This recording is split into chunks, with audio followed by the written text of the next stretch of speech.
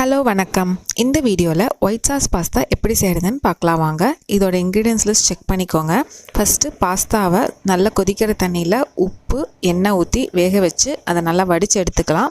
அடுத்தது ஒரு பேனில் எண்ணெய் ஊற்றி இஞ்சி பூண்டு பேஸ்ட்டு, வெங்காயம், குடமிளகாய், நமக்கு தேவையான வெஜிடபிள்ஸ் எல்லாம் போட்டு நல்லா ஒரு மிக்ஸ் பண்ணி விட்டுட்டு பெப்பர் பவுடர், ஜீரக பவுடர், சின்னமன் பவுடர் எல்லாம் போட்டுட்டு அடுத்தது நம்ம எடுத்து வச்சுக்கிற sauce, tomato sauce, soya sauce எல்லாம் உள்ளே ஊற்றிட்டு கொஞ்சமாக தண்ணி ஊற்றி ஒரு விசில் விட்டு வேக வச்சு எடுத்துக்கலாம். அடுத்து நான் வீட்டில் செஞ்ச ஹோம்மேட் பன்னீர் கொஞ்சம் இருந்தது, ஸோ அதையும் உள்ளே ஆட் பண்ணிவிட்டு ஒரு மிக்ஸ் பண்ணி விட்டுட்டு ஒரு 2 minutes அதை வேக விட்டுடலாம். அடுத்தது நம்ம வேக வச்சுருக்கிற பாஸ்தாவையும் உள்ளே போட்டுட்டு பால், மைதா மாவையும் மிக்ஸ் பண்ணி வச்சுருக்கோம். அந்த மிக்சரை இதோட ஆட் பண்ணி நல்ல ஒரு திக் சாஸ் கன்சிஸ்டன்சி வர வரைக்கும் வேக வைக்கணும்.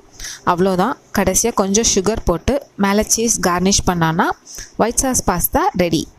உங்கள் ஆரோக்கியம் எங்கள் சுவையோடு. Keep supporting, keep smiling. Thank you.